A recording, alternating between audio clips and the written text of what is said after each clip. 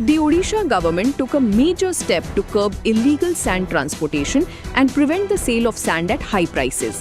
The move also aimed to stop arbitrary sand excavation and restricting the activities of the sand mafia. The minimum support price or MSP of sand has been fixed at Rs 340. Reports suggested that sand cannot be sold at a price higher than the prescribed MSP. The government is also set to auction sand quarries to regulate excavation and transportation. In the first phase, more than 100 sand quarries are expected to be auctioned through e-lottery soon. The government's decision is expected to restrict unauthorized excavation and make illegal sand transportation more difficult.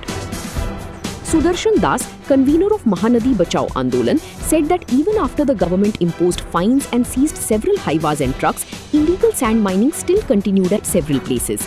He further said that introducing new policies would serve no purpose if the government failed to take action. The Sand Mining Policy 2020 clearly specified the steps to be taken against illegal mining and the fines to be imposed. However, the provisions were not effectively implemented as everyone is part of this system. Earlier, in some places, permits were reportedly being obtained for private works by showing government work orders. After the practice came to the government's notice, instructions were issued for stricter implementation of the rules.